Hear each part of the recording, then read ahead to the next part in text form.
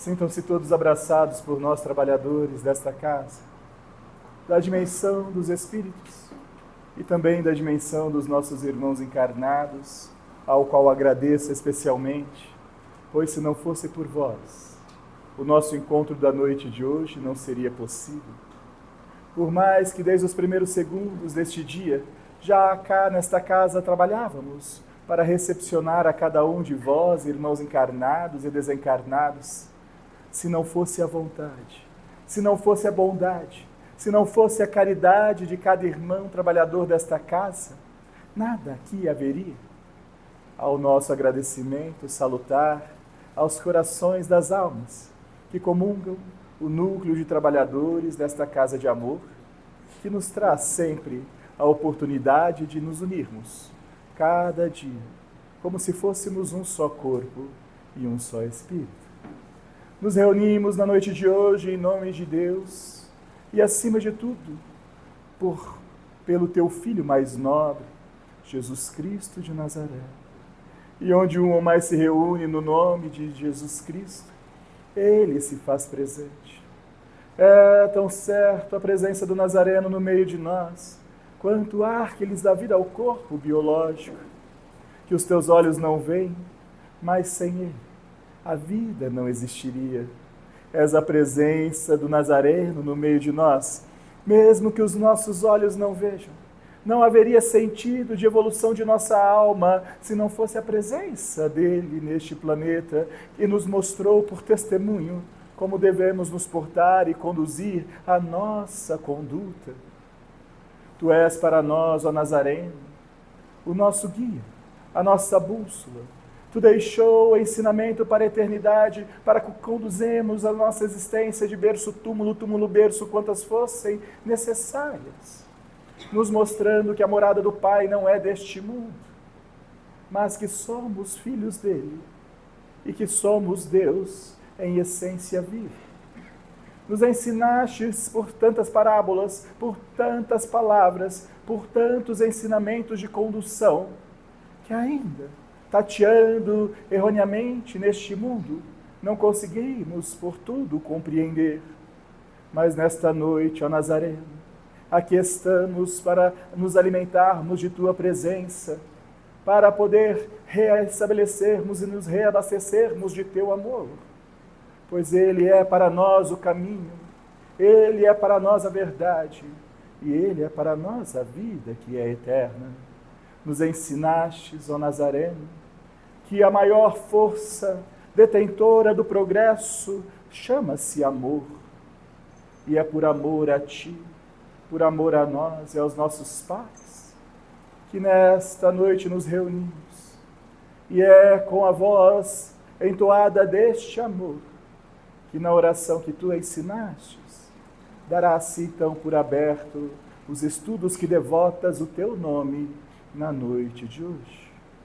Pai nosso que estais no céu, santificado seja o vosso nome. Venha a nós o vosso reino.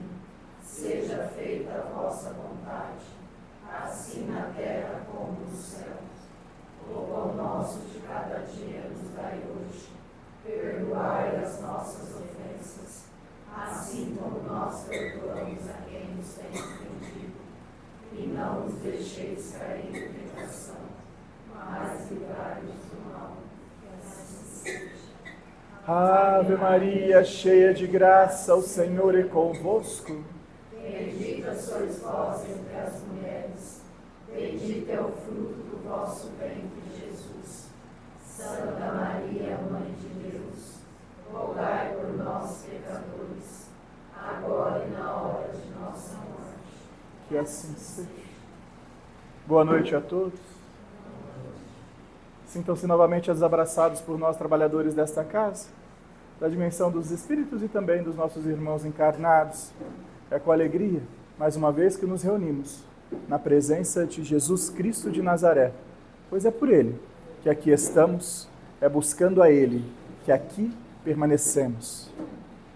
No estudo passado, pedi para repetirmos a pergunta sobre política e vamos abrir o nosso estudo de hoje, navegando um pouco na história, para mostrarmos a constituição da política ao qual se encontra o mundo no campo presente, no contemporâneo, para que cada um possa enxergar, entender e se colocar, e perceber e ter uma plena visão do que está em rota de acontecimento.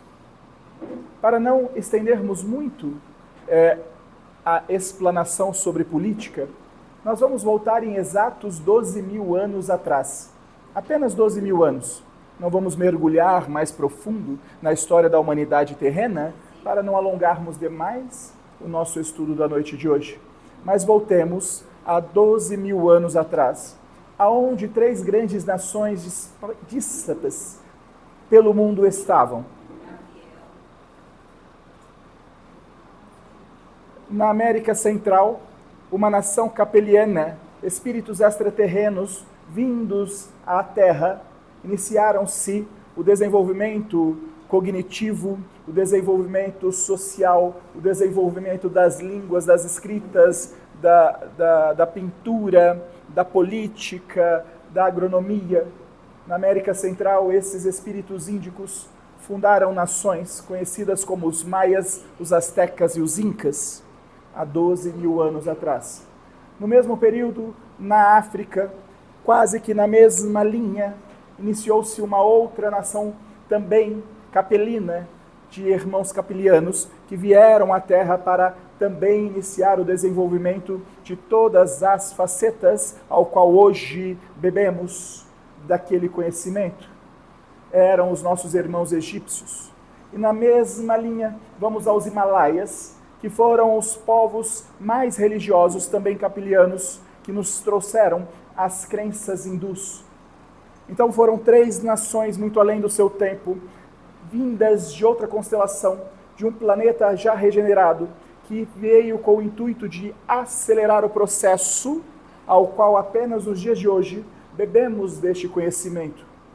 Ainda é impossibilitado vós, irmãos encarnados, de conhecer por todo a engenharia utilizada nas construções de 12.000 anos atrás, ao qual máquinas tecnológicas com tamanhas capacidades ainda não conseguem replicar construções engendradas há 12 milênios. Esses povos extraterrenos tiveram muita importância no desenvolvimento social, político, econômico e, acima de tudo, religioso. Inicia-se então há 12.000 anos a idade de provas e expiações. O planeta Terra foi convidado a sair do primitivismo. E o que difere o primitivismo de provas e expiações é a capacidade racional e intelectual de introduzir conhecimento e manter e replicar-se.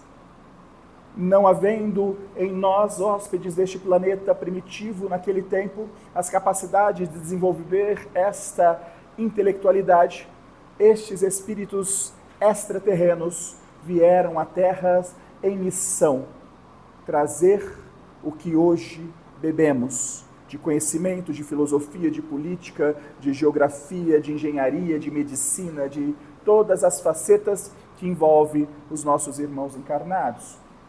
Inicia-se então o mundo de provas e expiações. Para entendermos este panorama, estas nações que tinha por mister e missão trazer esse desenvolvimento intelectual com a sua ávida inteligência, percebeu que os moradores da Terra, os espíritos primitivos ainda, eram muito fáceis de serem manipulados e dominados. Inicia-se então os primeiros processos escravatórios. Na América Central, os maias, astecas e incas dominam quase todas as tribos, amplificando-se o seu território para a América do Norte e para a América do Sul. E os egípcios partem em domínio de toda a Europa, parte da Ásia e de toda a África. Com alto conhecimento intelectual, vindouro de espíritos extraterrenos, de uma constelação muito mais desenvolvida do que nós da Terra naquele tempo, passaram a dominar. E o processo de escravidão começou a ser cooptado, colocado em prática. E durante os séculos e séculos, a lei de causa e efeito fora colocando os seus tatames nos seus devidos lugares. Neste cenário, vamos encontrar a terra primitiva aprisionada em clãs, em tribos em todos os continentes. Então eram pequenas tribos, pequenas comunidades, pequenos núcleos sociais, ao qual a figura do homem mais viril, do homem mais forte, era-lhes dado o cajado da administração daquela sociedade pequena.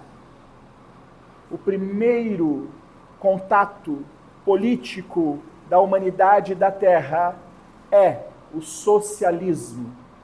O socialismo é o método político mais antigo da humanidade. Remonta-se esses 12 mil anos, ao qual uma sociedade, na figura de um homem mais viril, tinha o poder de levar a comunidade para lá e para cá. Nos preceitos socialistas, tudo era de todos e todos trabalhavam para o melhor da comunidade. Este ensinamento está cravado em todos vós, todos os espíritos da terra que aqui estavam há mais de 12 mil anos, vivenciaram e viveram sobre o socialismo, que era o meio de regência política daquele tempo. O que difere o socialismo daquele tempo para este é que as tribos eram pequenas e o socialismo, para ser administrado em tribos pequenas, ele se faz fácil, porque não existem aqueles que folgam em cima do trabalho do outro, porque a tribo é pequena. Então o socialismo ele é mais factual, ele é mais próspero, ao ponto que o socialismo vai de tempos em tempos, com as influências das políticas novas dos maias astecas e incas, dos egípcios e dos nossos irmãos hinduístas, passa-se a ter interferência pela escravidão. Novos conhecimentos, novos atributos vão mesclando, mas as tribos socialistas ainda existem. Inicia-se um processo muito peculiar no socialismo de 12 mil anos atrás, que era a sucessão do líder. Porque no socialismo era-lhe dado o poder para o homem mais viril, ao qual, quando o homem viril sucumbia, desencarnava ou era vencido em guerra, a família que ele deixava não aceitava outro sucessor senão da família, causando discórdias internas dentro do socialismo daquele tempo, que era apenas o homem viril que comandava a tribo. E então, há 12 mil anos, inicia-se os primeiros traços da monarquia, aonde é um socialismo ao qual o bastão da gerência, da administração, não é mais para o homem mais viril, mas sim para os seus sucessores. Inicia, então, uma outra vertente política administrativa chamada monarquia, ao qual a sucessão se dá pela hereditariedade e não pela meritocracia, não por ser o mais forte e o mais viril. Todos vós e todos nós vivenciamos e vivemos sobre os estigmas do socialismo, sobre os estigmas da monarquia. São os dois métodos geopolíticos mais antigos. Se eles são os mais antigos, fatalmente é aquele que mais vivemos. Então, todos os espíritos da Terra que vivenciaram na Terra há 12 mil anos têm em suas histórias espirituais o socialismo como experiência, a monarquia como experiência.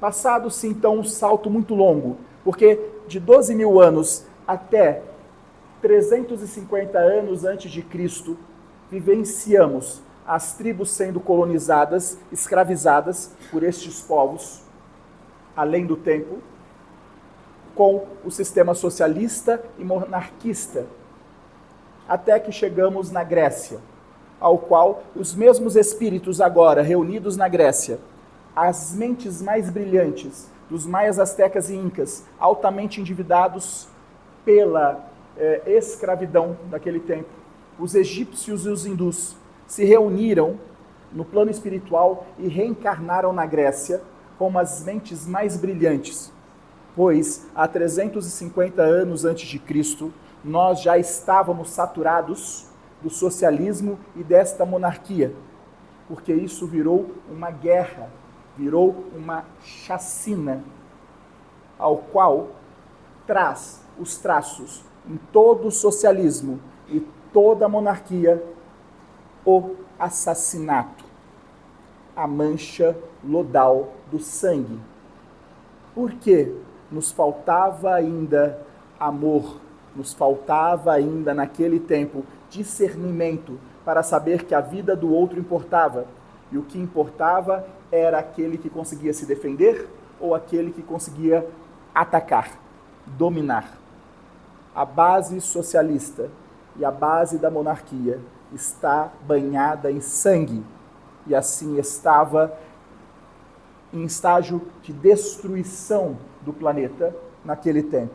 Até que na Grécia nasce e reencarna, desde o século V a.C., as mentes mais brilhantes para trazer os primeiros traços da filosofia, e inicia-se o conhecimento filosófico daquilo que deu origem à democracia, que seria o processo transitório daquela monarquia e daquele socialismo. Iniciou-se então na Grécia a democracia. Porém, a Grécia não era um país bélico, nasceram espíritos brilhantes e não espíritos guerreiros. Nasceram espíritos que tinham a capacidade intelectual e filosófica muito além do tempo e que deixou toda a base filosófica conhecida até hoje. Tudo aquilo que nos debruçamos para falar sobre filosofia, sobre democracia, sobre ciência, sobre astrologia, nos debruçamos sobre os pensadores gregos. Não tendo poder de eclosão mundial, parte para o princípio do Império Romano, que ao dominar a Grécia, ao se defrontar com toda essa literatura, introduz esta literatura para o Império Romano, fazendo uma mistura do socialismo com a democracia, ao qual do socialismo ele pinça a figura viril do homem mais forte, do homem mais poderoso, para ser o condutor da nação, mas traz da democracia grega o princípio de um parlamento, conhecido como Senado e senadores eleitos pelo povo romano, que dariam base democrática para esta nova política social democrática. Eu disse a vocês que o socialismo está banhado em sangue. Há ano zero não teria outro senão pelo Império Romano, também banhado em sangue. Porque nós vivenciamos o socialismo e a monarquia sempre banhado em sangue. E o grande processo e a grande briga do Império Romano foi a sucessão do César. O Império Romano nunca virou uma democracia, porque o Senado nunca permitiu que a sucessão do César, de fato, acontecesse pelos seus filhos. E quando isso acontecia, o Senado se mergulhava no socialismo e assassinava os sucessores. Eis que temos, então, o início que foi polarizado e capilarizado para toda a Europa, para a África e para a Ásia, através do domínio do Império Romano. Iniciava-se ali no Império Romano, depois dos gregos, agora sobre a força militar do Império Romano, o que conhecemos como socialismo democrático, que, com o término do Império Romano, a Igreja Católica Apostólica Romana introduz os mesmos preceitos.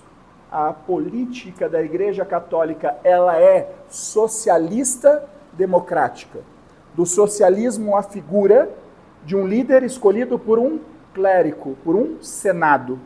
A base da democracia está na Igreja Católica, mas na figura ímpar do Papa. Ainda é a figura socialismo democrático. O socialismo, eu já disse a vocês, ela é a base política da nossa história, banhada em sangue. Poderia acontecer alguma coisa diferente na Igreja Católica se não derramamento de sangue? Inquisição, cruzadas, perseguições, colonização, também banhada em sangue. Com o passar do tempo e a depuração de nós, espíritos, trazendo conteúdo e ensinamentos através das provas lapidatórias de vida após vida, vamos separando o que é de fato democracia e o que é de fato socialismo, ao qual a monarquia já foi se desconstruindo, não há tantos países monarcas, o socialismo já foi se destruindo, não há tantos países socialistas. Dentro do socialismo existiu inenarráveis vertentes, comunismo, fascismo e outras vertentes. O comunismo, o fascismo não é oriundo da democracia. A democracia grega não tem preceitos nenhum ligados ao nazismo e ao comunismo. O nazismo e o comunismo saem do socialismo, que é a nossa herança, é a nossa árvore de história. Por isso que, por muito, quando somos pequenos, a vida material, quando nascemos com 6, 7 anos, acreditamos muito no socialismo, porque o nosso espírito, há 12 mil anos, vivencia o socialismo e acredita que ele é o modo operante que devemos seguir. E quando amadurecemos, chegamos na adolescência, atingimos uma fase adulta, vamos percebendo que esse socialismo não tem mais morada neste mundo, porque o mundo que Deus clama para a terra é o mundo longe do derramamento de sangue. E há de chegar este mundo, porque para melhorarmos, não podemos mais derramarmos sangue, não podemos mais sermos agente do mal, ao qual temos a alcunha de acreditarmos que somos Deus e tirarmos a vida de alguém. Não podemos mais ter esta consciência como naturalidade, ao qual o socialismo é esta base. O socialismo é a base do derramamento de sangue. Não porque é uma base filosófica, é uma base milenar da história dos espíritos. E não vamos desconstruir o socialismo apenas por filosofia, ao qual um espírito que é socialista de fato, ele apenas o é porque vivenciou várias centenas e milhares de vidas no socialismo. E não se depura dessa forma. Ao qual a democracia que se instaura também se corrompeu ao longo do tempo. A democracia primeira, ela se confundiu primeiramente no Império Romano. Foi o grande expoente da democracia, foi o Império Romano. E depois veio para a Igreja Católica, ao qual misturou a democracia também com derramamento de sangue. Então, não estamos aqui cravando que a democracia escrita há 300, 400 anos antes de Cristo é o modo político a ser seguido, mas ele é o modo transitório. Ele é o modo ao qual os espíritos que cansaram de banhar suas mãos em sangue se apegam e se aproximam.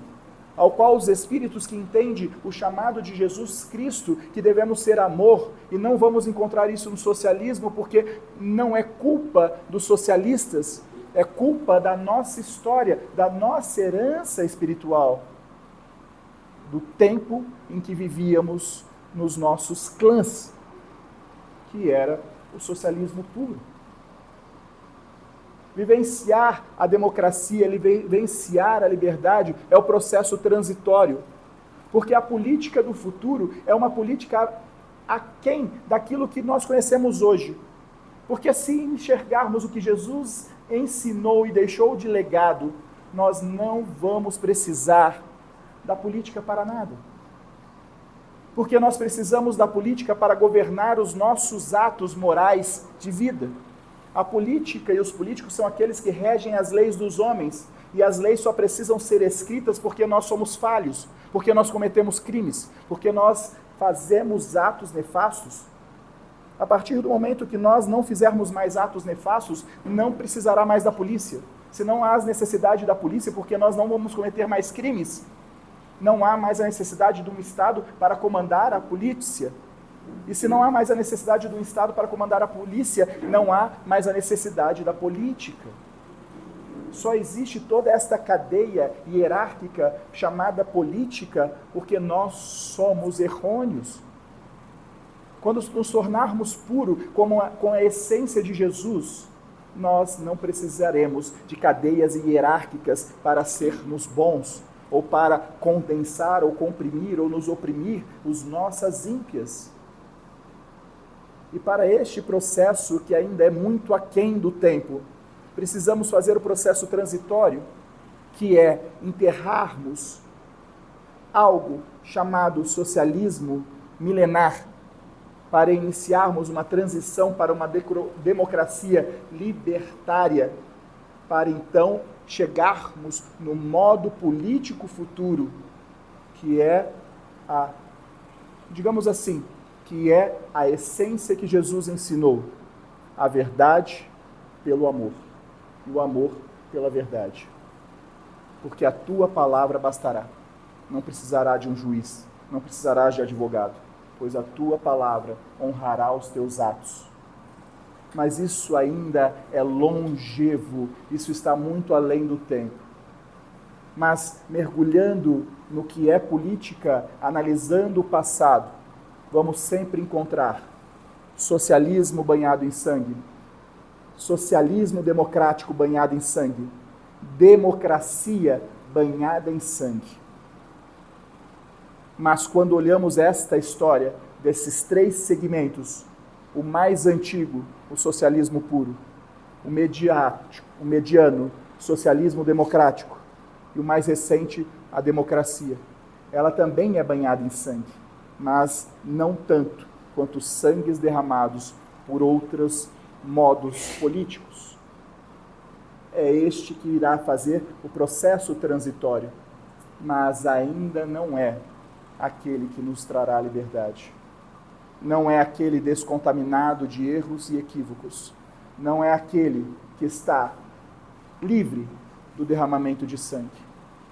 Nos quadros atuais, não há uma vertente política que possa erguer a mão e falar que é a correta. Porque a própria história desconstrói. Não precisa de um espírito nem de um estudioso. Apenas interesse de olharmos a história. Países democráticos invadem outros países democráticos, levando morte e sofrimento. Não é a democracia o pedestal, não é a democracia o ideal, mas ela é o transitório. Ela é, entre todos os modelos políticos, o mais racional e aquele que ainda em algumas pátrias permite o livre pensamento, a livre explanação de quem tu és em essência. Há de chegar um tempo da ruptura, e este tempo não está tão longe. O socialismo, ele cumpriu o seu papel na época dos clãs. Ele não faz e não terás mais espaço na nova terra. E este será desconstruído. E para este ser desconstruído, será por muito sofrimento e muita dor ainda, porque guerras derramadas em sangue precisam terminar em guerras que não derramam sangue para se encerrar. Então, vivemos às portas do fechamento do ciclo do socialismo. Ainda muitos aqui verão em vida este sucúmbio deste socialismo banhado em sangue, deste socialismo democrático banhado em sangue. E verão muito a ascensão desta democracia também banhada em sangue. Mas ninguém de vós, irmãos encarnados, verão nestes corpos a grande mudança. Pois a grande mudança está além do tempo. Está quando a terra for regenerada e os espíritos que não aprenderam a se libertar das manchas de sangue não estarão mais na terra. Só estarão na terra os mansos e os pacíficos. Pois daí então a nova política surgirá e ela será límpida de sangue. O que vemos hoje, não apenas na pátria Brasil, como no mundo inteiro, esta polarização, essas duas vertentes como o bem e o mal, é apenas a emancipação da história que narro a vocês. São tribos antigas se reerguendo, mas todas estão comprometidas com seus passados. Não há como falar qual vertente é a mais pura ou qual vertente é a mais correta, porque pelos próprios olhos da história, todos estão embrenhados em sangue. A própria pátria Brasil, e já disse isso a vós, o Brasil é um dos países menos comprometido com derramamento de sangue entre todas as nações. Por isso que Chico nos trouxe a informação do plano espiritual, de que o Brasil é a pátria do Evangelho e o coração do mundo. Assume-se esse título, a Pátria Brasil, porque ela não tem em sua história espiritual tanto derramamento de sangue assim. Entre todos os países deste planeta, a pátria que menos derramou sangue em seu solo é o Brasil. Por isso que ela é o coração do mundo. Porque cada solo que o Espírito pisa está contaminado de mortes nefastas. E mesmo sendo esta potência espiritual, o Brasil ainda está comprometido com o que chama Guerra do Paraguai e a escravidão. Os dois processos da história do Brasil fora em cima de derramamento de sangue. E ainda assim, somos de longe a pátria menos comprometida com o sangue derramado. Por isso que é a pátria do Evangelho e serás o berço, o coração do mundo. Porque quando um espírito que não nasce no Brasil, que nunca nasceu no Brasil, estiver desistindo do sangue, ele virá no Brasil para se depurar. Quando um espírito que, nas guerras das vidas, da história da humanidade, cansou da guerra, cansou de matar e morrer, ele vai vir encarnar no Brasil. Porque aqui ele conseguirá as aptidões espirituais necessárias para sair vencedor, para sair vitorioso. Essa é a pátria que todos vocês estão imergidos. É a pátria mais limpa entre todas as nações. O que nos contamina é a corrupção. E a corrupção já está com seus dias contados, porque muitos espíritos missionários reencarnaram, estão com 12 para 13 anos hoje, que farão uma tremenda revolução no juiz, na justiça brasileira. São aproximadamente 800 espíritos que estão entre 10 e 12 anos, mentes brilhantes, voltadas para economia, para jurisprudência, para educação. Ao longo dos próximos 15, 18 anos, esses espíritos estarão nos seus cargos. E quase a maioria de vós os verão ganhando notoriedade. E eles transformarão esta pátria corrompida e corrupta no início de uma pátria mais limpa, ao qual, por leis mais humanas, posturas mais humanas, transformaremos essa pátria corrupta e corromputiva em uma pátria liberta destes estigmas. E então poderemos começar a ser o coração do mundo. Já somos o pulmão, pela natureza que aqui é imperiosa, é majestosa, é perfeita. Seremos o coração pulsante do Evangelho. Seremos o coração que curará a alma. Você pode me perguntar, então o Brasil colonizará por amor outras pátrias? Não. O Brasil é o coração para receber espíritos de outras pátrias. Assim como no término da Primeira e Segunda Guerra Mundial, muitos judeus que foram assassinados na Europa, espiritualmente, vieram para o Brasil, formando uma pátria muito ampla de sua dinastia, aqui no Brasil. O Brasil será o celeiro dos espíritos arrependidos. E já o é. Muitos espíritos nascem aqui já neste processo de libertar-se das guerras, se libertar do passado. Então aqui temos socialistas, socialistas democráticos, democráticos apolitizados. Temos de tudo, porque recebe tudo. Nunca teremos uma maioria em nada, porque somos um país eclético e místico. Absorvemos tudo, recebemos tudo, sem dolo na própria história. Com essa conjectura, com essa construção de pátria, seremos o celeiro dos espíritos arrependidos. E quando um espírito se arrepende, ele encontra o arrependimento em Cristo, o Evangelho de Cristo. Pátria do Evangelho, pátria dos arrependidos. Ok? A política não mudará perante aos vossos olhos carnais. A política não mudará perante por muitos séculos à frente. Então aqueles que degladiam, que enfrentam-se verdadeiras batalhas como se esta fosse a última batalha, não caiam nesta ignóbia, pois é apenas mais uma de milhares de batalhas que já aconteceram e milhares de batalhas que ainda irão acontecer. Mas esta política, socialismo como tem, monarquia como conhecemos, esta socialismo democrático, esses estão com os dias contados. Mas esses dias não são dias, são séculos. Ao longo dos 5, 6 séculos, isso se desconstrói. Ficarás apenas a democracia e os países libertos. Mas a democracia também está banhada em sangue, ao qual virás ao futuro esse novo expoente geopolítico que conduzirá as nações. E o Brasil com uma relevância importantíssima, como já disse a vocês. Pátria do Cristo, do Evangelho e coração do mundo. Ok? Perguntas? Eu sei que muitos ficaram decepcionados, o Douglas ficou.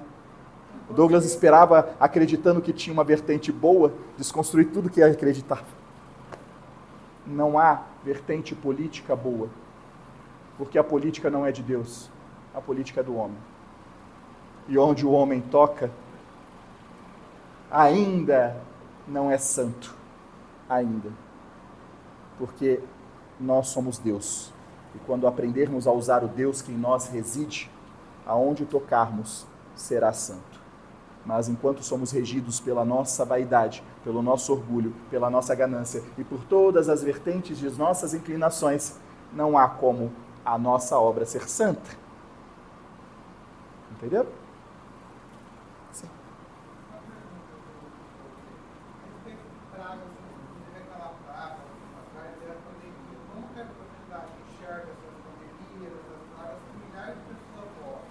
Sim. Por que isso acontece? Não é de hoje, a gente passou, né? Já teve outras há tempos atrás. Como que a gente vai tentar ver isso? Ok. Vamos fazer uma análise da história. Vamos voltar às pandemias mais recentes, porque se voltarmos à pandemia até o Egito, ficaríamos hora. Vamos voltar à mais recente, a Covid de 2019. Antes da Covid de 2019, vamos entrar numa pandemia que vós conheceis, muitos que aqui estão, chamada cólera. Lembram da cólera? Também foi uma pandemia. E vamos entrar numa outra pandemia que foi a mais grave dos últimos 500 anos, chamada HIV. Correto? E vamos entrar na pandemia chamada gripe espanhola. Então, se voltarmos na gripe espanhola, vamos voltar em 1918.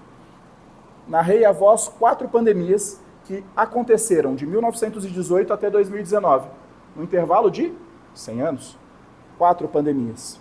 Se voltarmos na pandemia de 1918, vamos encontrar a gripe espanhola colocando fim à Primeira Guerra Mundial.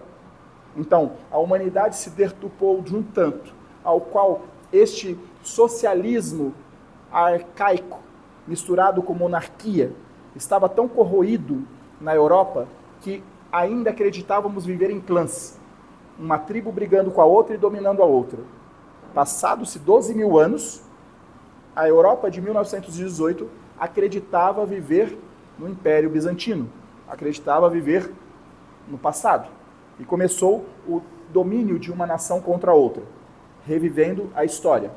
Então, vem a primeira pandemia para colocar um freio naquilo que é a doença da humanidade, o domínio de uma nação sobre a outra. Quando isso acontece, acontece o desencarne em massa. Porém, não estava datado que todos aqueles espíritos iriam desencarnar por uma pandemia, mas que todos aqueles que estavam desequilibrados no momento retornariam para a pátria espiritual em busca do equilíbrio para posterior adentrar na vida. Porque a morte não é o fim, é apenas o recomeço. Nesta visão, desencarna quem precisa ganhar mais maturidade para ter um corpo de novo. Então, a pandemia da gripe espanhola colocou término à Primeira Grande Guerra Mundial. Adiantou muito? Não. Por quê? Veio a Segunda Guerra, 10 anos depois. O homem é insistente. E 30% da Europa fora ceifada pela gripe espanhola. E mesmo assim, 10 anos depois, bastou aqueles que tinham 10 anos ter 20 para eles começarem uma nova guerra. Vamos então dar um salto para a cólera. A cólera, quando a humanidade eclode, porque no término da Segunda Guerra Mundial éramos aproximadamente 2 a 3 bilhões de irmãos encarnados. Com a Segunda Guerra, esse número caiu muito. Então, pós-Segunda Guerra até os dias atuais, somos 8 bilhões de irmãos encarnados. Então, houve uma eclosão de irmãos encarnados. Entre os irmãos encarnados, muitos, muito além dos 50%, não tinham a capacidade de ter um corpo. Não tinham. Qual é a capacidade de ter uma vida? Capacidade cognitiva. Um espírito, para ter um corpo, precisa ter as bases psicológicas forjadas no plano espiritual. Precisa estudar, preparar, entender o seu propósito, fazer sua missão e fazer uma previsão de progresso. Mas não foi o que aconteceu pós-Segunda Guerra Mundial, chamados trabalhadores de última hora. Jesus intervém e traz ao corpo inúmeras, vamos trazer um número, não é absoluto, mas é um número muito próximo, 4 bilhões de espíritos que não teriam condição alguma de estar encarnado, começaram a reencarnar em 1969 para frente. Não tinham condição, mas reencarnaram. Se eu digo a vocês que precisa ter condições de um espírito ter um corpo, essas condições, elas também trazem condições de higiene. Porque quando você sai do umbral, que é um lodo, que é pútrido, que é tenebroso, que é escuro, que é úmido, que é lodento, que é tudo aquilo que a vossa mente puder imaginar, e vem para um corpo, você não fez o processo de limpeza, você não passou pelo preparo. Quando você encarna, você acredita que a miséria, que a sujeira, que o descaso com a higiene do teu corpo é normal. Porque em espírito você estava no lodo. Ganhado um corpo, você passa a viver num lodo. O reflexo de muitos espíritos sem condições, recém-saídos do umbral, adentrando na vida, foi o descaso com a higiene própria. Então, 4 bilhões de espíritos não estavam preparados para ter um corpo e os tiveram, fazendo-se completa negligência com a sua saúde bucal, com a sua saúde de higiene corporal, com a sua saúde de casa. Se vocês mergulharem na história da humanidade nesses 100 anos, há 80, 60 anos atrás, era normal a casa ser suja, as coisas estarem desarrumadas, as pessoas não escovarem os dentes, as pessoas não terem a higiene íntima necessária para ter uma saúde. Esse desequilíbrio mental, devido à negligência com a sua própria saúde, porque espíritos saíram do umbral e ganharam um corpo, e eram negligentes porque viviam no umbral, no lamaçal, e acreditavam que deveriam viver no lamaçal. E falo isso da década de 60, 70 e 80. Ainda tem espíritos encarnados desse jeito. Por que eles melhoraram? Porque tem rede social. Bate foto, qualquer um denuncia, vem a vigilância sanitária na tua casa e por vergonha você limpa a tua casa. Por vergonha você escova os dentes. Por vergonha você toma banho. Muitos ainda estão neste paradigma, estão prisioneiros da falta de preparo de estar encarnados. Então, com o desajuste da humanidade tamanho devido à negligência com a saúde, vem uma pandemia chamada cólera, que o excesso de negligência sanitária causou uma pandemia que ceifou a grande maioria daqueles que não conseguiram em vida, pelos tratos e convívios com os outros, mudar a realidade de morte. Viviam em vida como se estivessem no umbral, pela falta de higiene. Isso foi uma pandemia. Qual o intuito dessa pandemia? Trazer equilíbrio mental para a humanidade. Correto? No mesmo sentido, veio a cólera e praticamente paralelo com a cólera veio a AIDS. A AIDS, com esses espíritos libertos e libertinados da década de 60, 70 e 80, que adentraram, iniciou uma liberdade sexual muito grande. E o uso indiscriminado das drogas. As drogas passaram a ser uma forma lícita. Não era mais escusa, não era mais proibida, não era mais escondida. Era feito com naturalidade, porque a lei do homem permitia, em grandes pátrias, em grandes nações. O descaso, a negligência novamente dos seres encarnados que estavam em tal degradê no plano espiritual, agora no novo corpo, vivendo de sexo, de droga desprovidas e de músicas, perturbaram demais a humanidade no meio da década de 80. Em 85, a humanidade da Terra estava em completo desequilíbrio de drogas, de música e de sexualidade. Estava completo desequilíbrio. Se aquele desequilíbrio mental acontecesse por mais décadas, a raça humana estaria extinta. Porque não teríamos mais limites para nada. Se o período de sexo, droga e rock and roll não tivesse sido interrompido na década de 80, na segunda metade da década de 80, a raça humana estaria comprometida.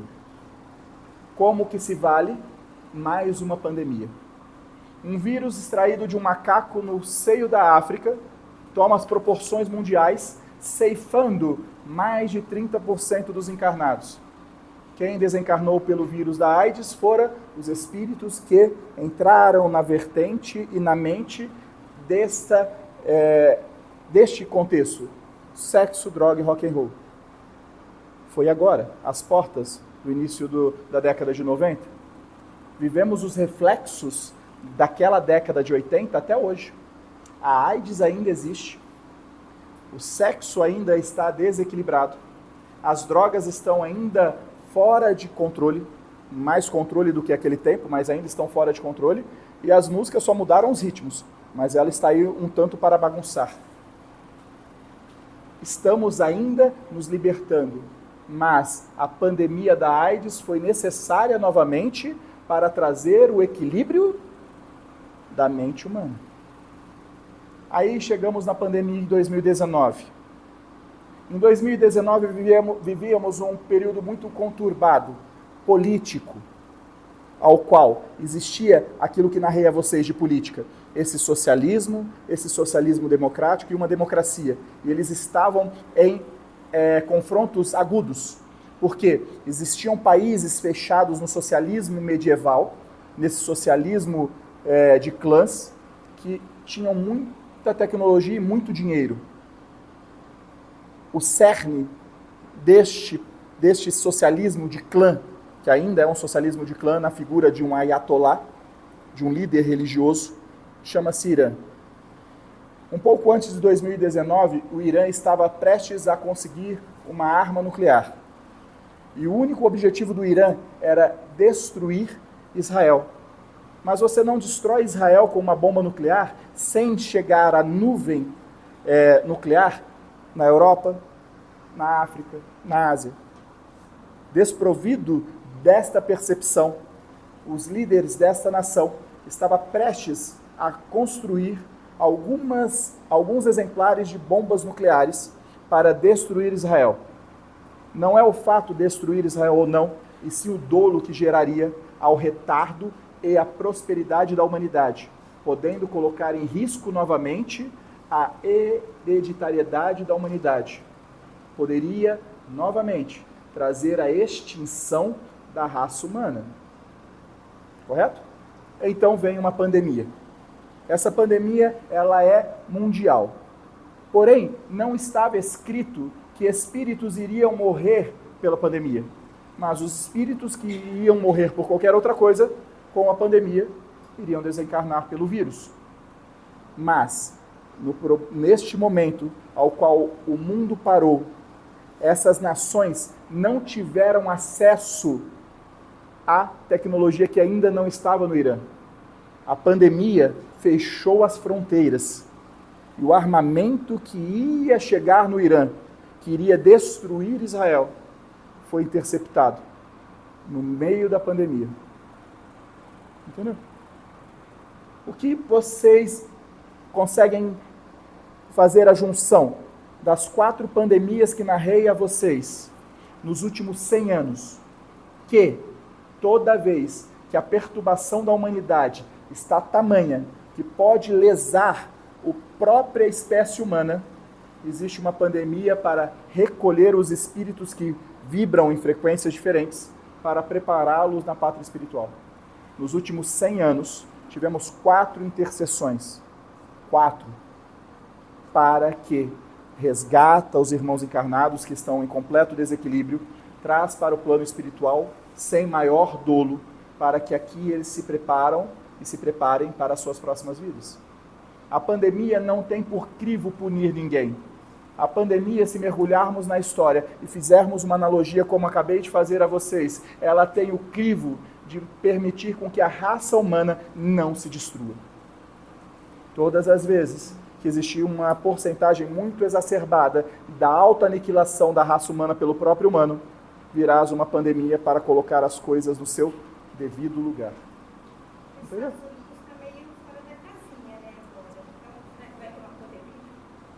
Não é apenas... Sim. Agora, é interessante as duas indagações. Voltando na mesma história que eu acabei de contar a vocês, porque isso é história com H. Isso é factual. Peguem e estudem a história que verão tudo o que eu narrei a vocês. Acabei de dizer a vocês que em 1918, a gripe espanhola teve por fim colocar término à Primeira Guerra Mundial. E eu disse a vocês aqui, adiantou? Correto? Mas limitou muito o alcance da Segunda Guerra. A pandemia, ela terminou a guerra Irã e Israel? Não. Mas ela retardou. Ela teve a eficácia para aquele momento. Disse a vocês também um pouco antes, a política, a geopolítica, os acontecimentos, o poder não é de Deus, é do homem. Onde o homem toca não é divino, é humano.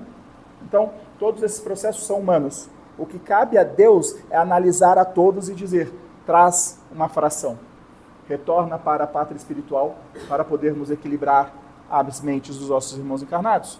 A pandemia tem por crivo isso, mas ela nunca melhorou ninguém. No entanto, que nos estudos que tínhamos, quando estávamos na pandemia, muitas perguntas foram: a raça humana vai melhorar depois da Covid? Seremos mais amor? Seremos mais bondades? O que você me diz, Joseph? Eu falei: aumentarás o número de suicídio por depressão, porque nós não somos, em nossa concepção, criados para vivermos isolados. Somos, por essência divina, conviver com um Deus que habita no próximo. E quando somos colocados em clausura, vivenciamos uma dor nefasta que nos remete a milênios e milênios de existência, ao qual éramos trancafiados em masmorra pelos nossos simples atos de palavra. Isso nos remete ao passado, nos traz depressão e aumentará drasticamente o suicídio. Mas a nós não trarás melhora moral alguma a pandemia. Nunca trouxe, porque traria agora. A melhora está linkada ao teu desejo de melhorar, não a algo exterior. Correto?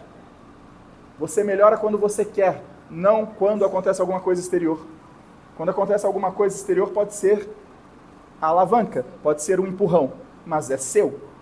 Há pessoas que você empurra, ela fala, não, deixa para amanhã. É o seu querer. A pandemia é apenas um filtro.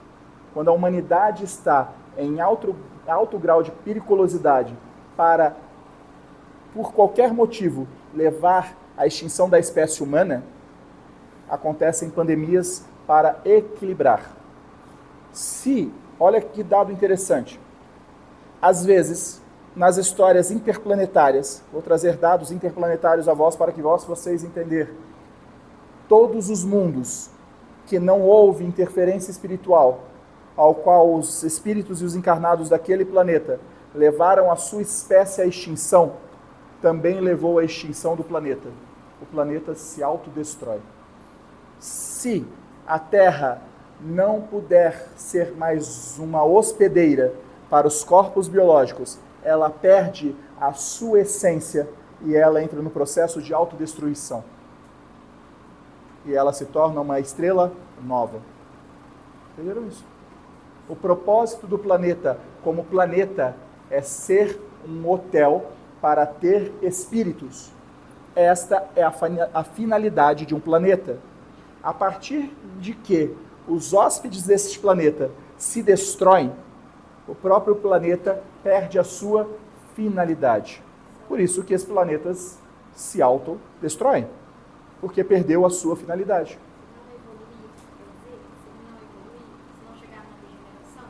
O planeta chegará na regeneração, mas mesmo na regeneração, a função do planeta é ser um hotel para os espíritos. Se os espíritos que hospedam esse hotel não querem, o planeta perde a sua existência. Ele perde a sua finalidade e ele dá origem a um novo planeta. Ele se destrói e dá origem a um novo planeta. Entendeu? Por isso que temos muitas galáxias, muitos planetas. Eles foram se destruindo. Ou seja, a gente já fez isso há muito tempo. A gente já deve ter feito isso em outros planetas também. Se eles se destroem, e nós talvez estávamos lá. Então, essa nossa inércia de não querermos progredir, de não querermos melhorar, leva à própria perda da finalidade de um planeta, que é trazer o meio geográfico, material, para que a gente possa progredir. Se a gente não quer, a gente entra na extinção. E a pandemia é a ferramenta utilizada para que a gente não entre em extinção. Então, todas as vezes que estiver perigoso a prosperidade da raça humana, a pandemia entra no ar. Em 100 anos, narrei 4, mas tem outras menores. Tem algumas pandemias regionais. O ebola foi uma pandemia regional. Qual a finalidade do ebola? Qual dos continentes ainda vive no socialismo tribal de 12 mil anos? A África. A África, ela é o socialismo tribal. Ela é o socialismo de essência, de natureza. Pouquíssimos países da África são democráticos. Eles são tribais. Por serem tribais tamanha, a ebola foi uma pandemia regional. O ebola não ganhou prospecção mundial. Não ceifou vidas, ceifou algumas em outros países, mas não em âmbito geográfico mundial. Ele foi regional. Então, existem pandemias pequenas, regionais. A pandemia regional do Brasil é qual? Dengue. Correto? É uma pandemia regional. Ela é uma pandemia brasileira, dos trópicos deste país. Ah, morre mais gente de dengue no Brasil do que em qualquer outro lugar do mundo? Sim. Por quê? Somos espíritos negligentes com a nossa saúde. O que é a pandemia? A tua negligência de deixar a água empoçada. A tua inércia de ver algo que está empoçado e não ir lá secar. Isso é o ápice da negligência. Na nossa região, pandemia de escorpião. O que é o escorpião senão a proliferação do próprio lixo? Por que ele está nas casas? Porque existe excesso de lixo. Se o excesso de lixo é de tua responsabilidade, é tua negligência. Então, quando olhamos pandemia no olhar macro, vamos ter essas 4. Quando olhamos no olhar micro, vamos encontrar as micropandemias regionais. Rio Preto passa por pandemia todo ano. E todo ano é o mesmo propósito. É o desleite, é o descaso que o encarnado tem com a sua própria higiene. Ah, mas é meu vizinho. Conscientização como comunidade. Percebem? Então, há sim pandemias macro, há sim pandemias micro. Toda a finalidade é para que não coloquemos em risco a raça humana. E como que a gente gosta de fazer isso? Correto? Alguém quer fazer uma pergunta ali? Sim, vamos lá e voltamos. A crescente demanda de ansiedade e depressão seria um tipo de pandemia, né? Ela não se trata de uma pandemia, ela se trata do desbravar da ciência. Porque quando a ciência não era tão globalizada, quando a ciência não estava no celular, quando a ciência não estava nos tópicos que as pessoas discutem no dia a dia. Entenderam essa frase? O Douglas ficou meio perdido. Vou tentar reformular a frase. Há um tempo atrás, há 20, 30 anos atrás, a ciência não era difundida como é hoje. O mundo não era globalizado. Então, quando uma criança de 30 anos atrás tinha depressão, a mãe dava chinelada. Correto? Quando a criança de 30 anos atrás tinha ansiedade, a mãe amarrava. Amarra aqui, moleque. Fica amarrado. Então, a ciência desbravou para a globalização, e a globalização e a tecnologia da informação trouxe digamos assim, esta filosofia acadêmica, científica, de depressão e ansiedade para o contato da massa. Então, isso passou a ser sabido por quase todos os encarnados. Mas isso não é uma pandemia de agora. Agora a gente só dá nome. A ansiedade e a depressão, ela é tão antiga quanto a própria humanidade.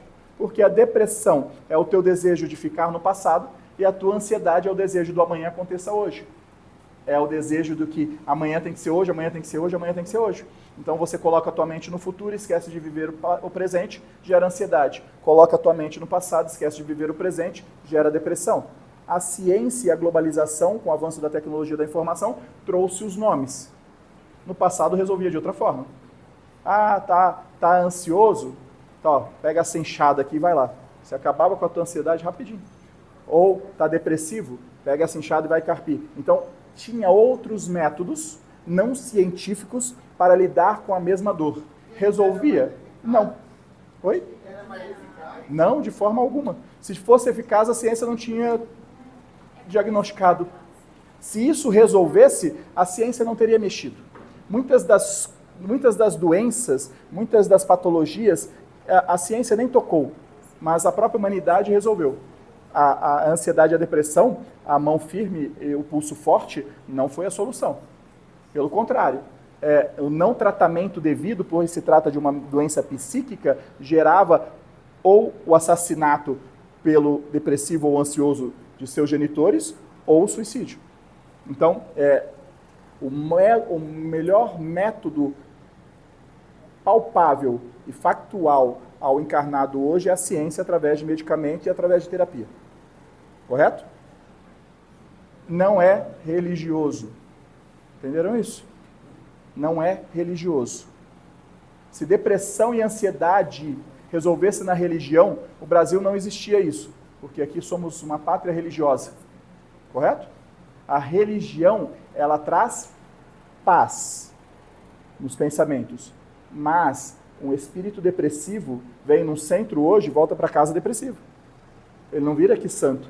Ah, eu fui no centro, tomei um passe e agora eu não sou mais depressivo. Não, você não será mais depressivo quando as suas condutas, as suas ações diárias se fortificar ao ponto que você combata a depressão que em ti reside.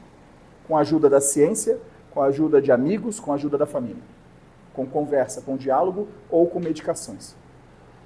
Religião, ela te traz uma paz.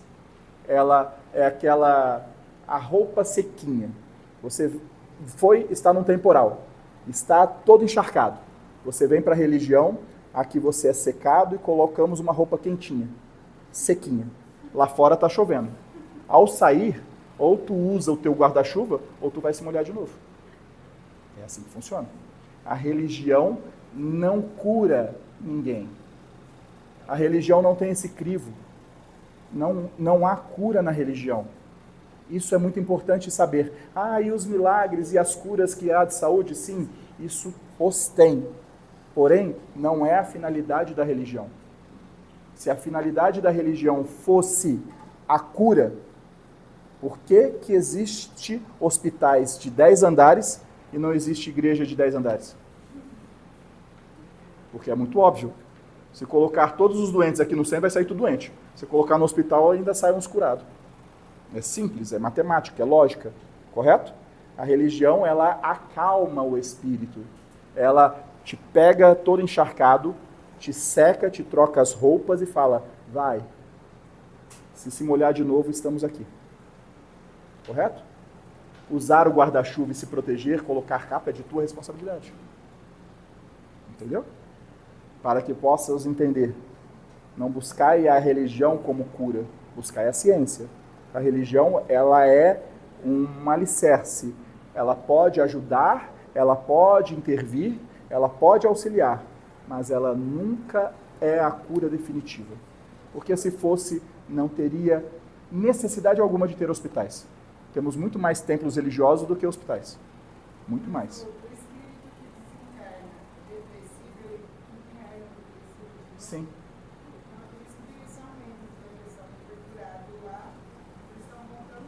Mas ninguém desencarna pior.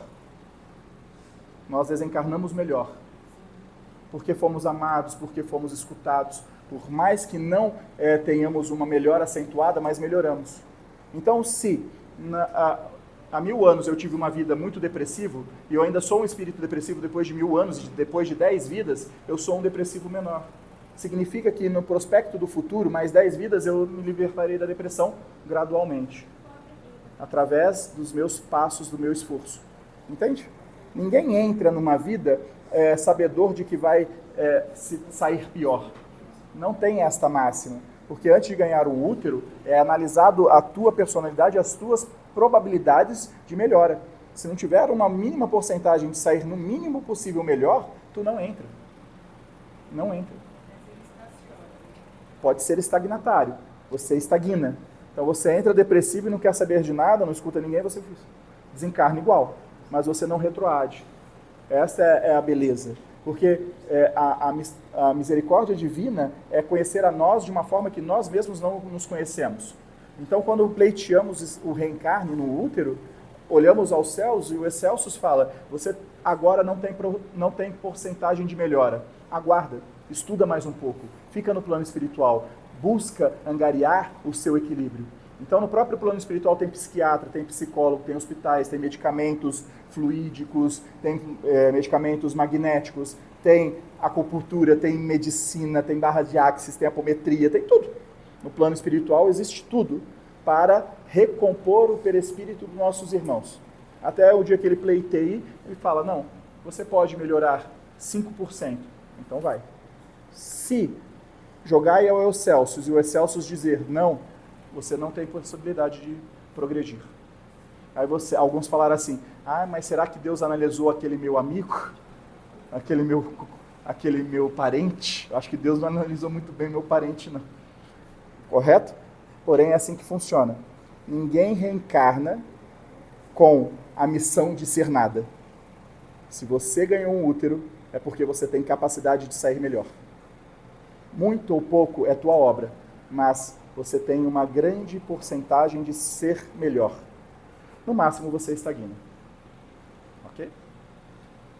Vamos aqui, depois vamos... E vamos, Aline. Você vai ficar para depois. Você não é ansiosa? Não. Ela é mais. É uma pergunta que eu ia fazer semana passada, tá? Desculpa se não tiver a ver com o raciocínio de agora. Joseph, por exemplo, a gente lê no Evangelho, faz um Evangelho no lar. Aí fala assim, se você suportar o seu sofrimento, colherá louros no plano espiritual. Que louros? Cadê a felicidade? Que felicidade que é essa? Eu entendo a sua indignação. Você entende? Sim. Cadê esse louro? Quando Calma, Douglas. Fique aqui. É porque o Douglas concorda em gênero, grau e número contigo? Vamos lá. Quando estudamos o Evangelho, segundo o Espiritismo, estamos estudando o Evangelho de Jesus.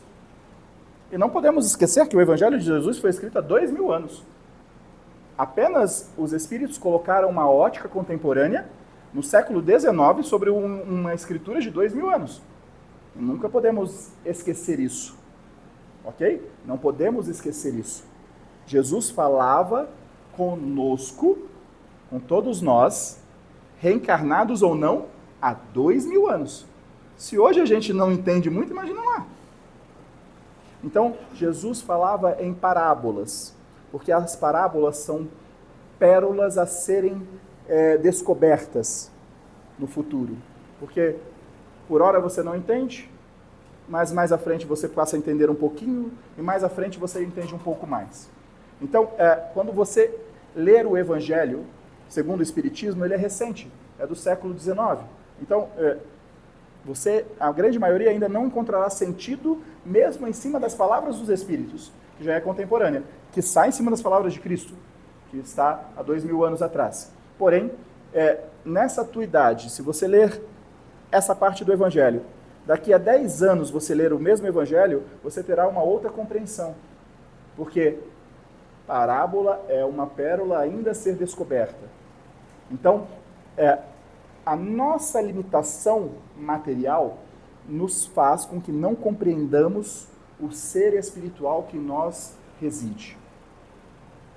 A nossa limitação material não nos faz enxergar o ser espiritual que nós somos. Nós somos um espírito estagiando num corpo, e não um corpo fornecendo um espírito. É o oposto. Então, o que os teus olhos da carne leem nas palavras de Jesus por parábola, não terás condições plenas de entendimento. Correto? Aí nós podemos trazer um pouco mais adiante. Se o Evangelho de Jesus foi escrito há 2000 anos, se o Evangelho segundo o Espiritismo no século XIX, hoje nós podemos conversar com a linguagem do contemporâneo. E na linguagem do contemporâneo eu digo assim: acreditas na vida após a morte? Sim. Então saibas que tudo que angariar, tudo que resistir nesta vida, seja em sofrimento ou em felicidade, será para você uma chave. Guarde isso. Tudo que resistir em sofrimento ou felicidade. Por que resistir? Porque quando recebemos o sofrimento, devemos nos remeter para nós e não para o exterior. Como remetemos para nós? Senhor, se estou sendo vítima do sofrimento, é porque eu sou devedor. Então eu me consinto. Eu me fecho e espero. Eu suporto. Porque eu não consigo enxergar o porquê estou sofrendo ainda. Porque me falta uma visão perfeita.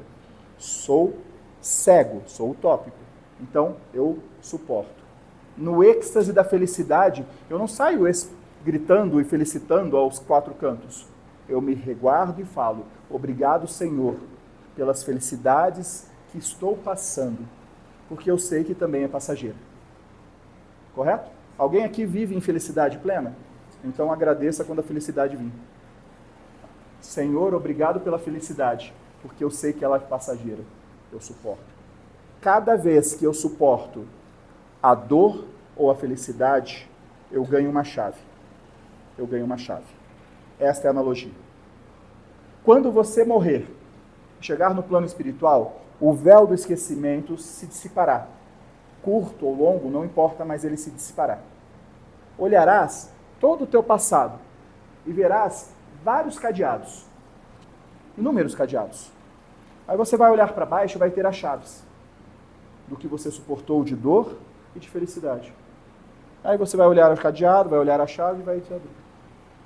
Cada porta que você vai abrir, cada cadeado que você abrir, você vai se libertar de alguma prisão que você se colocou no passado.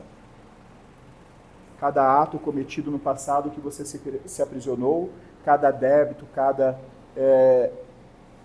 cada momento errado que você trilhou, você ficou preso no tempo passado. Essa chave abre. Essa chave liberta a tua cognição.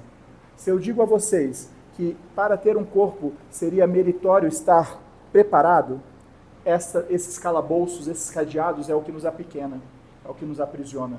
é o que nos limita. Quanto mais portas abertas for, melhor é a nossa encarnação. Menos dor, menos sofrimento.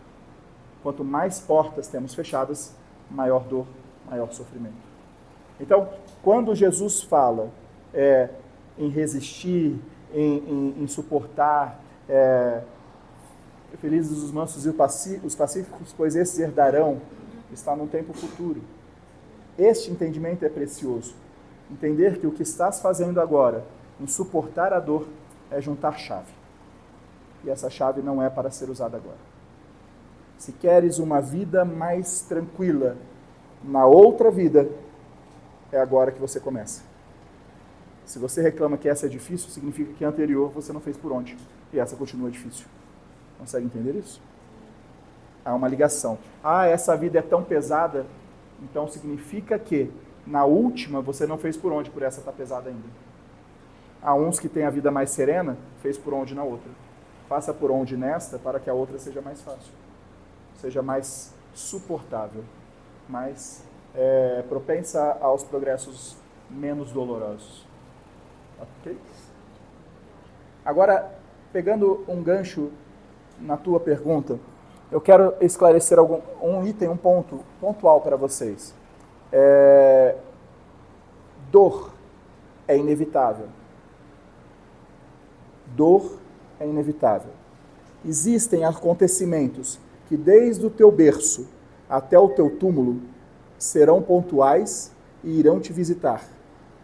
Estes factuais, pontuais, chama-se dor. A dor é inevitável. Ok? Sofrimento é escolha. Quando você me narra o suportar a dor é difícil, mas é quase impossível para aquele que escolhe sofrer. Entendeu? Quando eu ensino a vocês que quando a dor te visitar, você deve se voltar para si e não para o exterior. Você não se deve voltar para quem te fez a dor. Você não se deve voltar lastimando ou questionando ou colocando culpa em Deus ou qualquer que seja, ou quem que seja. Olha para si. Senhor meu Deus, obrigado pela dor que me visitas. Eu guardarei ela, porque não sei porquê, mas eu não vou sofrer. Se você não sofrer, a dor passará a ser mais uma. Agora, se você escolhe sofrer 2, 3, 5, 10, 15 anos, você está no leito de morte e está praguejando quem te fez mal há 15 anos atrás. Eu estou morrendo porque aquele condenado... A dor é inevitável. Todos os encarnados, do berço até o túmulo, passarão por momentos de dor. Sofrer é escolha. É tua escolha. Resignar-se é: a dor me visitou. Senhor, obrigado pela dor. Porque assim como a felicidade é passageira, a dor também é. Obrigado pela dor. E guarda em ti. Mas eu vou ficar remoendo a dor. Não, você remoe o sofrimento. A dor você não remoe.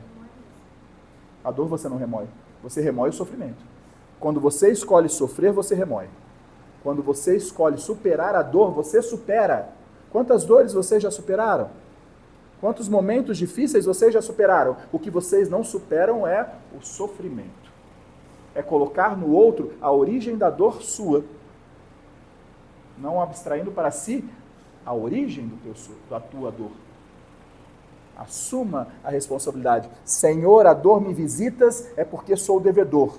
Mesmo me faltando compreensão, mas eu guardo no meu ser que eu sou devedor. A dor me visitas. Resigna. Não externa, não culpe. A dor passará rápido. E quando a próxima dor vir, você já sabe o modo operante. E quando você amadurece espiritualmente ao ponto de entender a dor e agir desta forma, você já está, nossa, chegou a dor? Que alegria, é menos uma. Entendeu? Até agradecer, né? Exato. Um amadurecimento espiritual é agradecer a dor. Você fala, menos uma, vamos. Estamos chegando lá, ok? É assim que funciona. Porque você nasce e morre tentando agrupar chaves. Você nasce e fala, eu vou conseguir 10 chaves nessa vida. Aí você desencarna, tem 2. Aí você fala, olha pai, o que aconteceu? Você sofreu. Entende? Estás aqui para juntar chaves. Suporta a dor. Resigna. Suporta. Esse é o ensinamento de Jesus. Aqueles que suportarem, aqueles que forem humilhados serão exaltados. Mas como assim terei que ser humilhado? A humilhação não é exterior, é a sua própria. Porque o seu maior julgador é a tua consciência. O se calar perante a agressão do outro, você se sente injustiçado. Essa é a maior dor que você pode ser. Não é sobre o outro pensa de você, é sobre o que você pensa de si mesmo. Esse é o maior engodo. Então, resigna. Aqueles que são humilhados serão exaltados. Qual que é a exaltação? Você nasce para juntar 10 chaves. Morre e tem 10 chaves. Eis a tua exaltação. Abre os cadeados que você veio proposto a abrir. Entendeu? Quem consegue? Quase ninguém, mas é assim que deveria ser. Ok? Se você perguntar, Joseph, num grupo de 100 mil, quantos tem 10 chaves na vida? Uns 2. A grande maioria fica ali 4, 3, 2, 6, nenhuma. Ok? Assim. Alguns se colocam em masmorras. Tá, esse cadeado está muito fraquinho, deixa eu pôr um maior. Entenderam? Ok. A dor é inevitável. Sofrer é escolha. Sofrer é racionalidade. Como que eu faço para não sofrer? Raciocina. Confronta. Eu não quero, eu não vou fazer isso, eu não quero esse pensamento, eu não quero fazer isso. Confronta os teus pensamentos no campo racional. Ah, mas eu vou parecer louco. Vai. Mas é assim que funciona. Você consegue manter os seus pensamentos numa serenidade quando você confronta os maus pensamentos. Confronta. Ah, eu estou sendo injustiçado. Não sou sendo injustiçado. Senhor, afasta esse cálice. Ah, estão me julgando. Não estou sendo julgado. Se estou sendo é porque eu julgo. Senhor, afasta. É uma briga, é uma batalha. Até que você ganha maturidade espiritual e começa a repelir a dor, aceitar a dor e a repelir o sofrimento com muita facilidade. Ok? Assim deve ser. Paulo, e vamos o Paulo e encerramos na linha, porque tem jogo do Palmeiras, o Douglas já me puxou a orelha. Ah, com certeza o Douglas não vai querer, não. Boa noite. Pela ótica do sentido, como que vê o espírito ateu, o não ateu encarnado? Não acreditar em Deus, não acreditar em nada. Sim. Chico tem uma frase muito importante que nos mostra muito a realidade até do contemporâneo. Mais vale um ateu que não aceita Deus, que não é temente a Deus, que não consegue nem compreender o que é Deus. Para ele, Deus não existe, mas que faz uma obra de bondade, porque ama os seus semelhantes, do que muitos beatos que estão nos púlpitos falando em nome de Deus e não segue aquilo que é ensinado. Então, a nossa ótica não está no que você crê ou deixa de crer, não está no que você acredita ou deixa de acreditar, está nos atos que você pratica. O que te define se você é um espírito bom ou ruim não é a tua fé. Porque se fosse apenas a fé, vamos consentir em raciocínio lógico que aqueles que mais rezam e pregam são os muçulmanos. E quanto mais radical o muçulmano é, mais temente a Allah eles são. E eles pegam um colete de bomba e matam dezenas, milhares e está tudo certo. Então, não é a fé que te define, é os teus atos. Então, o que precisamos entender é por que leva a necessidade de um espírito estar encarnado com a falta de fé, não acreditando em Deus. Não é tão difícil a explicação. Se você mergulha na própria Igreja Católica e disse a vocês que o socialismo democrático da Igreja Católica é banhado em sangue, isso é história. A própria Igreja Católica banhou-se em sangue. Então vamos pegar um espírito que participou das cruzadas, que matou em nome de Deus, que fez a vida inteira dele de soldado, um verdadeiro assassino em nome de Deus, acreditando no Papa, que falou para ele que a alma dele estava salva, porque ele recebeu água benta. E pôs uma cruz vermelha no peito e falou, essa cruz vai te proteger e Deus vai te prover. E esse soldado, em nome de Deus, mata inúmeros. Aí ele é morto. Quando ele é morto, Deus foi lá buscar ele? Para onde você acha que esse soldado foi? O inferno? Óbvio, foi arder no mármore do inferno. Foi lá no umbral, rastejante. E lá ele ficou 500 anos. Aí ele sai do umbral e vem para um corpo. Você vai falar de Deus para esse espírito? Ele vai falar, que Deus é esse que fez eu matar em nome dele e quando eu morrer eu fui para o umbral? Não tem como acreditar. Eis o espírito ateu. Entende? Porque Deus, na palavra, não é essência. O que é a essência de Deus? O Deus que habita em mim respeita o Deus que habita em você. O Deus que habita em mim ama o Deus que habita em você. Ah, mas eu não acredito em Deus, então eu amo você. Pronto. Tira o nome de Deus. Em essência você está fazendo. A fé em algo é, sim.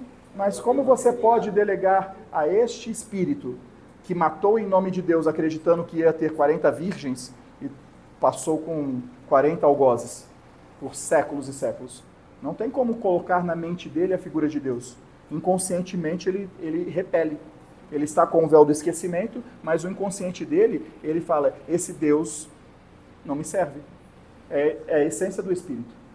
Nós precisamos de... É interessante a tua pergunta e quero trazer a explicação para todos. Eu sempre falo a vocês que a fé, ela é sagrada, correto? Ok. Quando nós nos tornamos espíritos evoluídos, no mundo de iluminação, nós perdemos a fé. Sabia disso? Por quê? Porque a fé é uma necessidade que temos para crer sem ver. E quando somos evoluídos, nós sabemos que Deus está lá. A gente não precisa de nada para saber que Ele está lá, nem da fé. Então a fé é um processo transitório necessário para as almas pequeninas, errantes e peregrinas, que somos nós. Para acreditar em alguma coisa sem querer ver. A fé é algo que colocamos como justaposta àquilo que os nossos olhos não podem ver. Isso é a fé. Ela é uma energia necessária para espírito errante, não para espírito iluminado.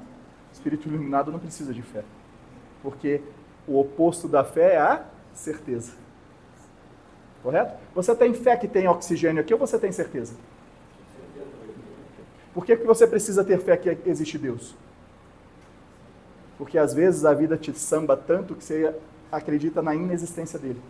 Aí você precisa da fé para falar, existe alguma coisa. A fé é uma energia necessária para espírito errante.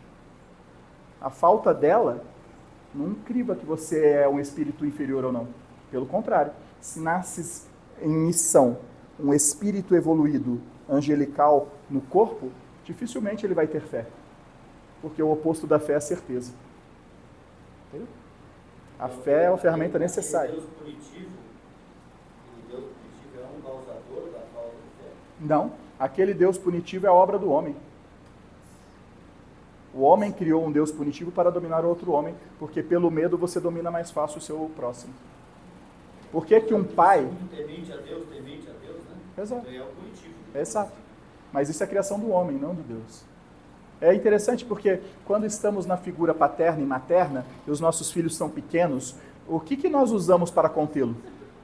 O medo do chinelo. Correto? Você vai apanhar, moleque, você vai apanhar. Exato. Então, você usa o medo para dominar. Quando esse espírito vira adolescente e ele percebe que ficou maior que os pais, adianta o medo do chinelo? Então, o medo é uma ferramenta usada pela humanidade, desde os primórdios, para facilitar o domínio sobre o outro, sobre o seu semelhante. Correto? Como que você doutrina um animal selvagem? Imputando nele o medo sobre você. Como você domina um outro ser humano? Imputando o medo sobre você. Então, o medo é uma criação do homem, O Deus punitivo do Aravante é apenas o reflexo do homem que entendeu que apenas o medo por sua força não existia e criou no semblante de Deus um medo para poder dominar. Mas Deus não é domínio, Deus é amor. Ok? A fé, guardar isso porque é importante. A fé ela é sagrada, porque ela é a energia mais próspera que nos conecta ao nosso Criador. Por que que precisamos dela? Porque a gente não crê. Nos falta crédulo. Entendeu? Ela é indispensável, porque a gente não crê. Quando a gente passar a crer em Deus, eu não preciso da fé. Ter fé e crer em algo é a mesma coisa? Não. Crer em algo é a certeza.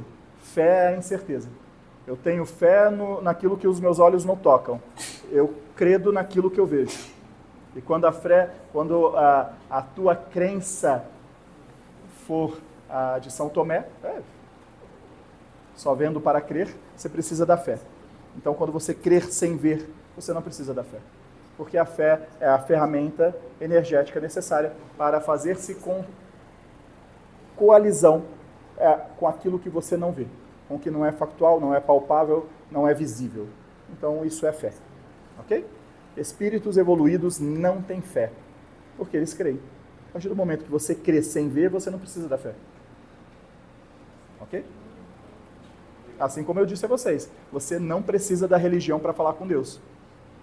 Ah, você precisa de fé para isso? Não, você precisa crer. Que isso é uma máxima, que isso é uma verdade. Ok? Aline, você encerrará, eu acho. Se o Douglas deixar, porque o Douglas está quase me chutando daqui. Ixi, vamos lá. A primeira é assim, no ponto de vista psicológico, por que a limpeza, a organização, a asepsia, principalmente de locais, mesmo para muitas pessoas, sabem que é importante, gostam, mas congelam no ato de fazer, não conseguem movimentar, deixar um lugar limpo, organizado, por que congela ao ponto de passar mal para fazer isso? E a segunda pergunta por que a maconha é algo natural e é uma droga? Ok. São duas perguntas bem conexas. Super linkadas. O Douglas esperava numa resposta só responder as duas e não vai dar certo. Vamos lá.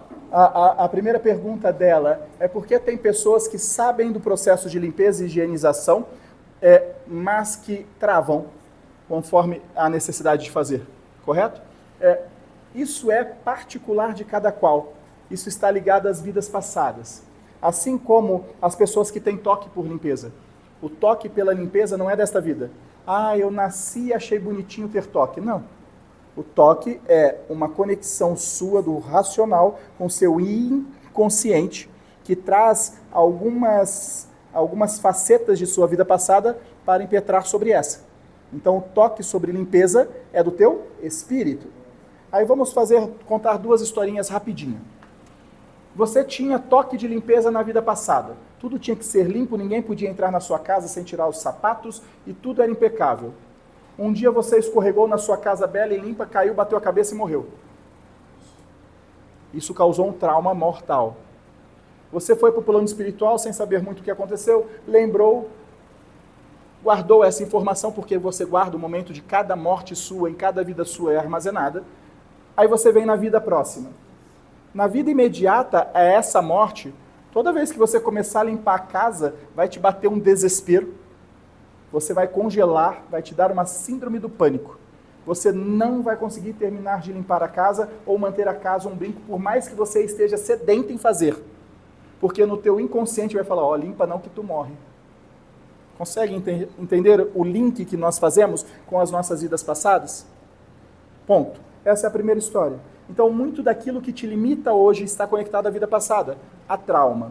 Conclusão, como se resolve isso? Com hipnose, com regressão e com racionalidade. Fala, não, eu vou limpar. E você vai insistindo, insistindo, insistindo. Com o passar do tempo, essa memória vai ficando para trás e você passa a ter os modos normais. São 3 vertentes para superar. Hipnose, regressão ou persistência. Qual que é a mais fácil e mais barata? Persistência. Ou você vai ter que pagar algum profissional para fazer. Então a persistência custa nada. Então você faz e persista. Ah, travou? Não, é agora que eu vou limpar. Ah, travou? É agora que eu vou limpar. Não, travou, é agora que eu vou limpar. Isso é a persistência. A persistência faz com que você crie novas rotinas, sobremontando a rotina do passado, guardando no passado aquela certeza de que você vai morrer pelo excesso de limpeza. Ok? Vamos falar agora a pessoa que tem toque. A pessoa, ela tem toque, ela não tem toque de limpeza desta vida. Ela tem toque de limpeza da outra vida. Ela é aquela que limpava a casa todos os dias, todos os dias, todos os dias. Aí um belo dia, o marido entrou na casa todo sujo, ela pegou um vírus e morreu. Porque ela tinha tanta limpeza que ela não fez a imunidade natural. Porque ela limpava tudo, aí ela morreu com um vírus vindo da rua. Nesta vida, ela vai alegar que aquela foi uma negligência. Ela vai limpar em dobro. Chegando até a se fechar no reduto dela, que ninguém entra e ninguém sai.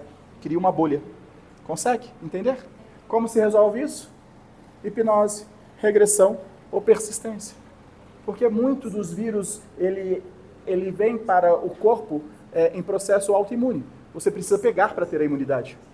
É natural, por isso que uma criança fica tão resfriada. Porque ela está criando a sua autoimunidade.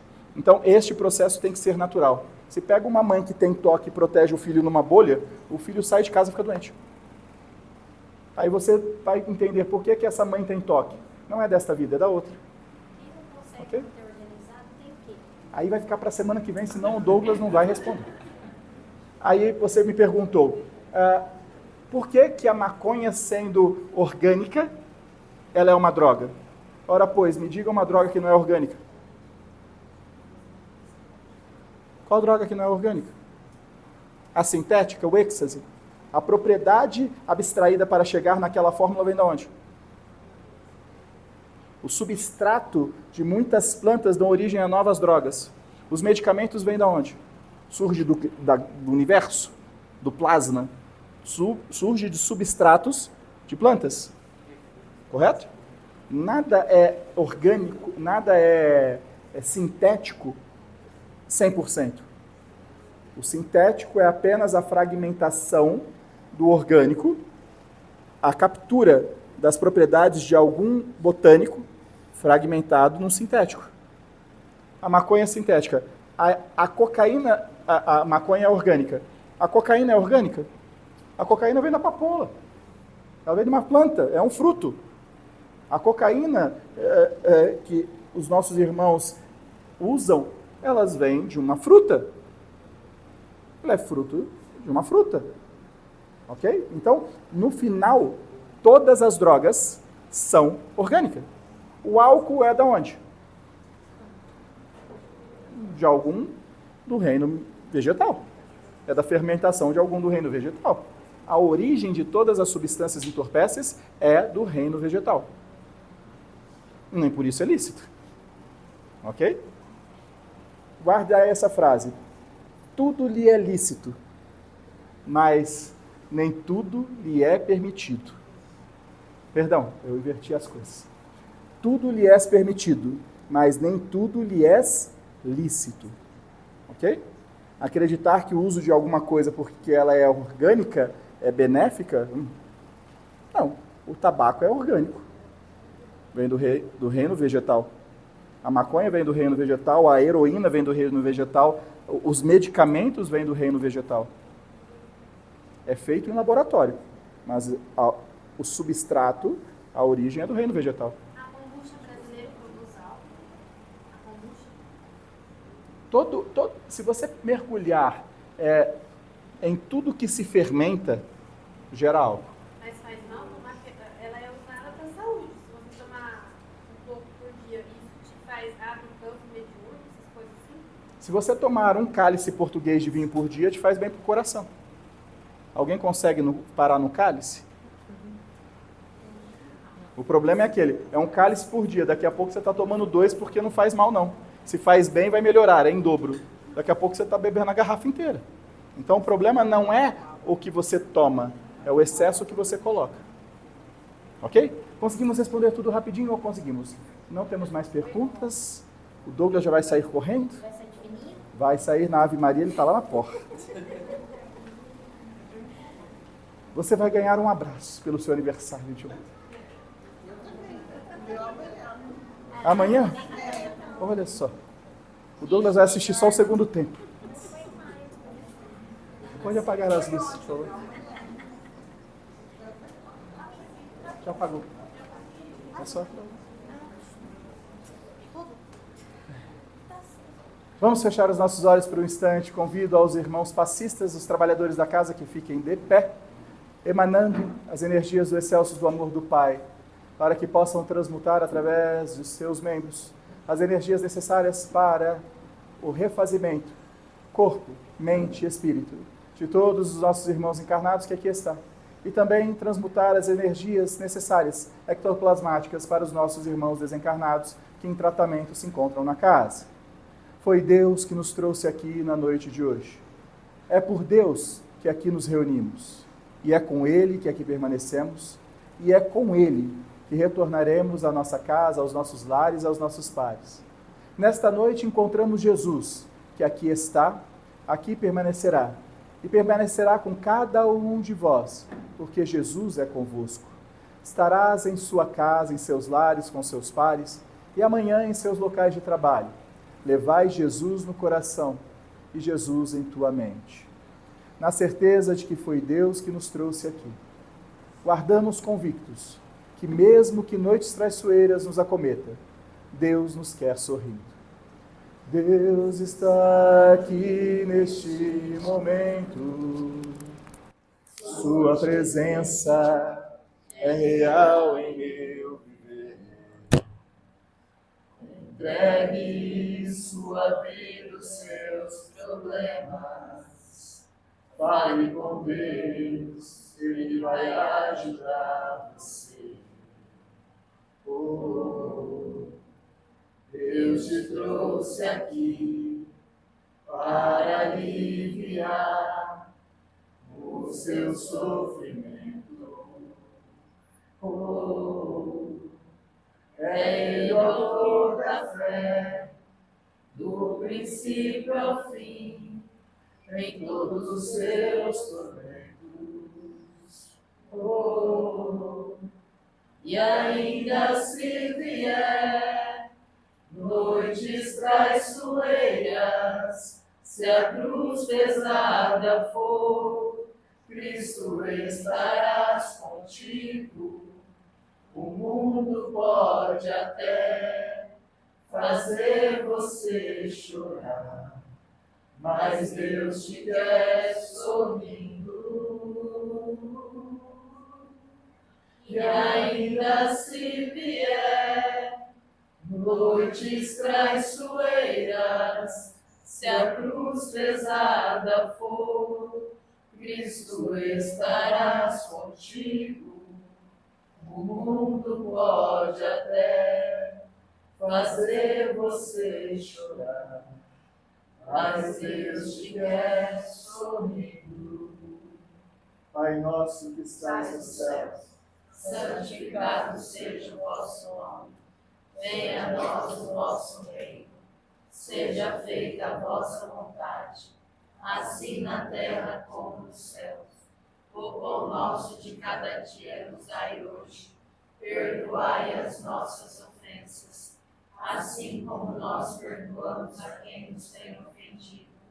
E não nos deixeis cair em tentação, mas livrai-nos do mal. Que assim seja. Ave Maria, cheia de graça, o Senhor é convosco. Bendita sois vós entre as mulheres, bendito é o fruto do vosso ventre, Jesus.